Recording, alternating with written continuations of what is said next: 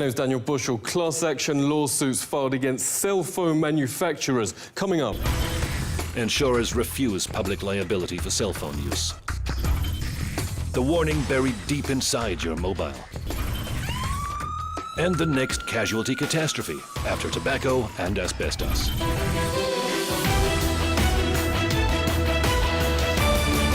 I would hold my cell phone here, and the tumor was right there. I always held it on my right side, right here. The industry should have put these warnings on these phones a long time ago. Professor Dariusz Leszczynski is one of the world's leading radiation biologists and brave. He knew phone manufacturers would try to end his career for printing groundbreaking research proving cell phones do cause biological damage. Professor Leszczynski joins us. Great to see you. How did the industry react? So far, I think I didn't experience any smear campaign. But in my case, it was just that the industry used the influence to prevent funding of my research projects. Studies like Professor Leszczynski's now allow top neurosurgeons to issue a stark cell phone warning. It's essentially cooking the brain. Ellie Marks' husband, Alan, suffered serious memory loss after years of using a mobile. At 2 a.m. one night, he had a massive seizure. Surgeons found a tumor the size of a golf ball right where he held the phone. Ellie, thank you so much for joining us. Why are you and so many others suing the industry? There's many, many, many others that are already deceased from this, that are dying from this, younger than my husband. There's some, some as young as 28 who are deceased, and their neurosurgeons actually told them that it was probably their cell phone use. We had about 20 cities and states that wanted to legislate as San Francisco had, and they were all threatened with lawsuits by this industry.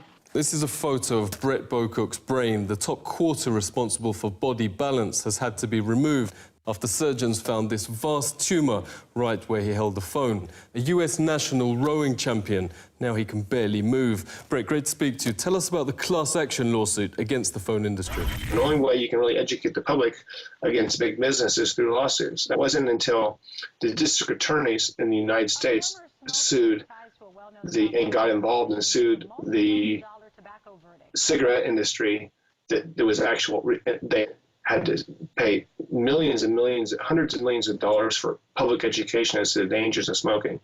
That's what's going to happen with cell phones. It's just unequivocal, categorical that these things cause cancer.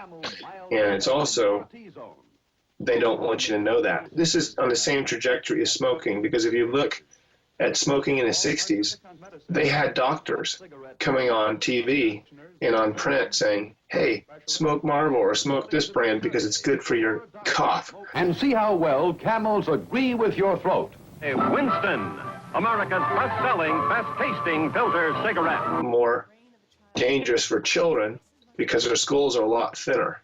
At least you can't buy cigarettes unless you're 18, but you can go, a 5-year-old could go and buy a phone. Phone manufacturers' young children are targeted. There are now working cell phones even for babies. The Glow phone is for kids maybe 5 to 8, and the Fly phone is for tweens. Samantha Miller's funeral was on her 18th birthday. Phone use through childhood first gave her headaches, reports the Daily Mail, then the brain tumor that killed her. In the West, brain tumors have overtaken leukemia, notes Senator Lynn Allison, as the #1 child killer illness. But doctors warn that's the tip of the iceberg. Clinical studies find young men who keep phones in their pockets have much lower chances of producing offspring, while women often store them on their chest. I would just tuck it right in to my bra. Tiffany France got breast cancer aged just 21, right where since childhood she's stored her phone.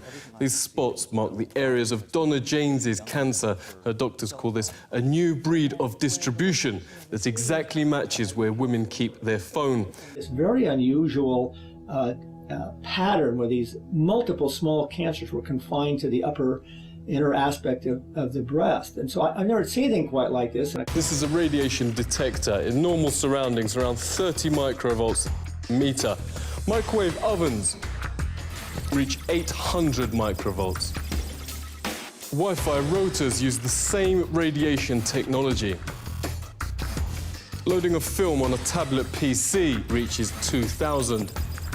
Some of the world's best-selling smartphones register over 1,000 times above normal levels. Insurers have in fact stopped covering cell phone manufacturers for public health. Insurance firms privately call cell phones the next public casualty catastrophe after asbestos and cigarettes. Phone manufacturers have now quietly inserted a legal disclaimer. On iPhones, you have to go to Settings, General, About. At the bottom, scroll down to Legal, and at the end, RF exposure, radio frequency exposure. Unlike most pages, the small print here can't be enlarged, but it reads, carry iPhone at least 10 millimeters away from your body. At the same time, the industry says all its studies show phones are perfectly safe. Radio waves from cellular phones are safe. Conflict of interest. Harvard ethics professor Lawrence Lessig calls industry-paid studies which consistently conclude phone radiation is harmless. Independent scientists, meanwhile, overwhelmingly find the most serious problems, from DNA damage, 3 times lower sperm counts, 290% more brain tumours, autism and birth defects. Former senior White House advisor and leading epidemiologist Dr. Deborah Davis has testified to Senate on the subject. She joins us. Great to see you. How do you explain the completely opposite findings between industry and independent studies? Anytime there was independent research, what industry would do was 3 things. First, they would go attack the scientists who had done the studies. They would try to get them fired, they'd try to get their funding taken away, or they would fraud. Then when that didn't work, they hired other scientists who knew nothing about the field to do studies that looked like they were replicating the other studies, but they really weren't. And when all of those things failed, they wrote a memo in which they said, if the cellular industry done its job, we think we war-gamed the science. That's a quote. War-gamed the science. Now, science is not a matter of war. It's not a matter of games. We're deadly serious about our health and that of our children. Wargaming reveals this leaked Motorola email is industry-paid studies purely for reassuring the public. We have sufficiently wargamed the issue. A sting has exposed how easy it is to get phony studies in print. Posing as a serious scientist, John Bohannon sent in a paper full of schoolboy errors, offering payment for publication. Incredibly, more than half the journals in these countries all around the world published it, even lying to the public that the study had been peer-reviewed. Investigative journalist Anthony Gucciardi has broken numerous health scandals. Great to see you. Surely big business wouldn't fake studies to put millions of lives at risk. Do we have documented precedents?